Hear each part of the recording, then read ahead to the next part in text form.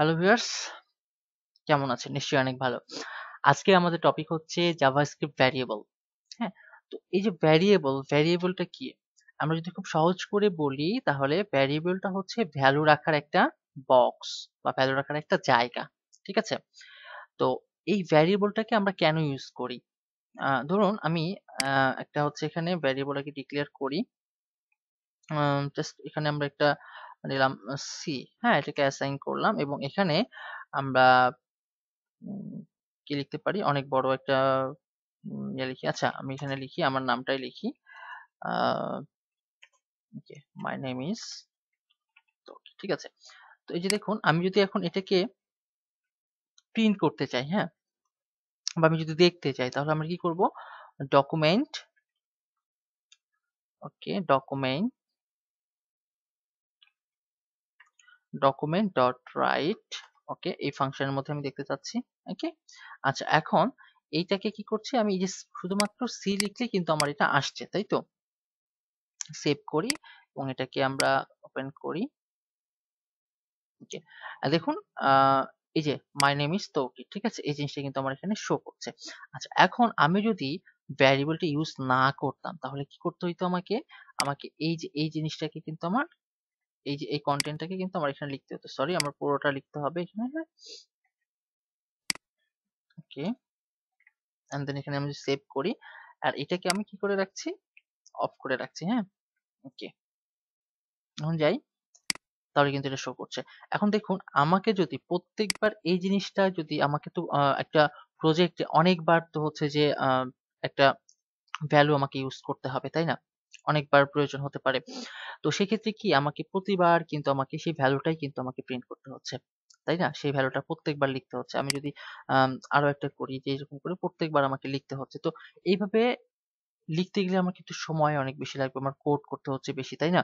তো এইজন্যই আমরা আসলে ভ্যারিয়েবলটাকে ইউজ করি যে এই ভ্যালুটাকে কি করছি? একটা ভ্যারিয়েবলের মধ্যে রেখে দিচ্ছি। ক্লিয়ার? তো আমি যখন ভ্যারিয়েবলের মধ্যে রেখে দিচ্ছি তখন কি হচ্ছে যে আমি শুধুমাত্র সেই ভ্যারিয়েবল নেমটা যদি আমরা এখানে দিয়ে দিই তাহলে কিন্তু আমার আউটপুটটা চলে আসছে। ক্লিয়ার? তো এইজন্যই আমরা আসলে ভ্যারিয়েবলটা ইউজ করি। তো এখন ভ্যারিয়েবল লেখার কিছু নিয়ম আছে। ঠিক আছে? তো ভ্যারিয়েবল লেখার কিছু নিয়ম আছে। ভ্যারিয়েবলকে আমরা কিভাবে লিখতে পারি? আমরা লিখতে পারি কিভাবে? আমরা হচ্ছে একটা কাজ করি। এখানে আমরা কমেন্ট দিই।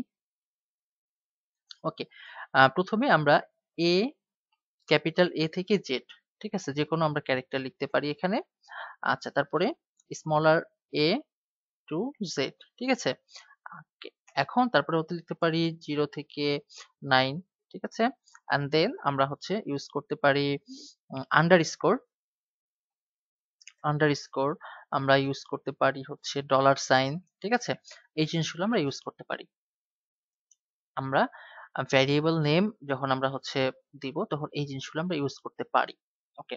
যেমন দেখুন যে আমি যদি এখানে এখন লিখি সাপোজ আমি এখানে লিখলাম নেম, ঠিক আছে?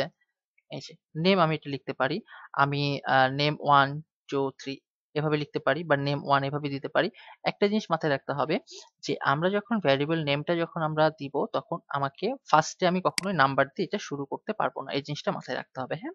তো আমরা চাইলে কি করতে পারি? আমরা হচ্ছে আ যেই ইয়াটা লিখবো সেটা হচ্ছে যে সেটা ক্যাপিটাল A হতে পারে, স্মলার a হইতে পারে। ঠিক আছে? অ্যান্ড দেন আমরা যদি নাম্বার ইউজ করতে চাই তাহলে নাম্বারটা আমাকে চাইলে আমি চাইলে মাঝখানেও ইউজ করতে পারি এবং আমি চাইলে সেই ওয়ার্ডটার পরেও আমরা ইউজ করতে পারি। এবং আমরা এরকম হচ্ছে আমরা এভাবেও লিখতে পারি যেমন দেখুন আ ফার্স্ট নেম, ঠিক আছে? এভাবে আমরা লিখতে পারি। তো এখন এই যে ফার্স্ট নেম একটা লং হয়েছে, তাই না?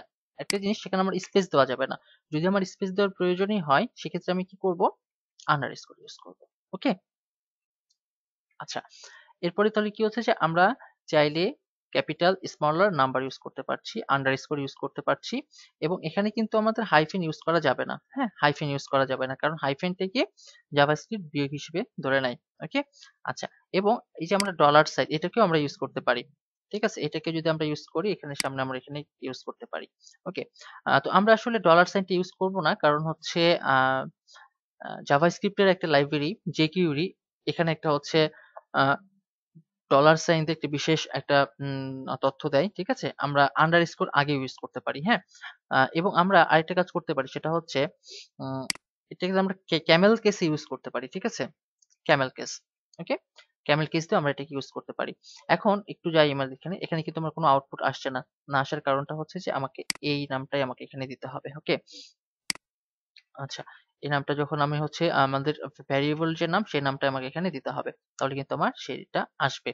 এবং আমরা যদি এখন এখানে, যেহেতু এটা হলো কেস সেনসিটিভ, আমি যদি এইভাবে লিখি তাহলে কিন্তু আমার আউটপুটটা আসবে না। এইজন্য আমাকে এখানে আমি আমার যে ভ্যারিয়েবল নেম যেইটা যেভাবে লেখা আছে সেভাবেই আমাকে প্রিন্ট করতে গেলে বা ইউজ করতে গেলে আমাকে ওই নামটাই লিখতে হবে। ওকে? তো এটাই হচ্ছে মূলত আসলে ভ্যারিয়েবল। ঠিক আছে? তো আমরা জাভাস্ক্রিপ্ট এর ভ্যারিয়েবল কিভাবে লিখবো, ভ্যারিয়েবল নেম কিভাবে দিব, আ সেগুলো আমরা দেখলাম। এবং একটা জিনিস সবসময় মাথায় রাখতে হবে, সেটা হচ্ছে কখনোই আমরা রিজার্ভ কিওয়ার্ড গুলা ইউজ করতে পারবো না। এখন প্রশ্ন আসতে পারে, তাহলে রিজার্ভ কিওয়ার্ড গুলা কি? রিজার্ভ কিওয়ার্ড গুলা, আচ্ছা, ওকে। রিজার্ভ কিওয়ার্ড গুলার জন্য আমি জাস্ট একটা শিট রাখছি। এই শিটটা আপনারা দেখতে পারেন যে আমরা এই ওয়ার্ড গুলাকে আমরা এখানে ইউজ করতে পারবো না। হ্যাঁ? এই ওয়ার্ড গুলাকে ইউজ করতে পারবো না। এইজন্য সবচেয়ে সহজ উপায়, এবং এখানে একটা জিনিস লক্ষ্য করুন, সেখানে হচ্ছে যে এখানে যতগুলো ওয়ার্ড আছে এটা হচ্ছে যে, এবং এখানে লেখাই আছে in JavaScript you cannot use this reserved word as variables, labels or function names. তো আমরা যেহেতু ভ্যারিয়েবল নিয়ে কাজ করছি, এইগুলো আমরা কখনো এই ওয়ার্ড গুলো কখনোই আমরা ইউজ করতে পারবো না। যেমনটা আমরা যখন ফার্স্ট ক্লাসের দিকে আমরা দেখছিলাম, সেখানে হচ্ছে যে আমরা এইভাবে var দুইবার লিখছি, হ্যাঁ? এইজন্য কিন্তু এটা হয়নি, এটা ইরর দেখাচ্ছিল। ঠিক আছে? তো আমরা যদি আবার এখানে এই যে আর দিই, এখন কিন্তু এটা আমার নিবে। তো আমরা একটা জিনিস সবসময় মাথায় রাখবো, সেটা হচ্ছে যে আমরা যখন, ওকে, আমরা যখন ভ্যারিয়েবলের নেম ডিক্লেয়ার করব, তখন আমাদেরকে যেটা করতে হবে সেটা হচ্ছে যে আমরা ক্যামেল কেস ইউজ করব। ঠিক আছে? এটা সবচেয়ে বেটার, আমার কাছে এটা বেটার মনে হয়। বা আপনি চাইলে আন্ডারস্কোর ইউজ করতে পারেন। দেখুন, আন্ডারস্কোর বা আমি যদি এরকম করেই লিখি, ক্যামেল কেস বা আন্ডারস্কোর যেটা লিখি না কেন, এই দুইটা কিন্তু আমার এখানে নাই, তাই না? এই যে আমার যে শীটটা আছে এই শীটে কিন্তু নাই। হ্যাঁ? আন্ডারস্কোর নাই। এবং আরেকটা জিনিস, সেটা হচ্ছে যে এইখানে যতগুলা রিজার্ভ কিওয়ার্ড আছে এগুলা কিন্তু সবগুলাই স্মলার। হ্যাঁ? এগুলা কিন্তু সবগুলাই ছোট হাতের, বড় হাতের না। ঠিক আছে? তো আমরা যদি আমাদের হচ্ছে এটা কাজ করার সহজ উপায় হচ্ছে এটা, যে আমরা যখন যেই ভ্যালুটা, সরি, আমরা যখন ভ্যারিয়েবল নেম যখন আমরা হচ্ছে ডিক্লেয়ার করব, তখন আমরা ক্যামেল কিস ইউজ করতে পারি অথবা আন্ডারস্কোর ইউজ করতে পারি। তাহলে এটার ইরর শো করবে না। ঠিক আছে? তো এইভাবে করে মূলত আমরা আমাদের ভ্যারিয়েবলটাকে ইউজ করতে পারি।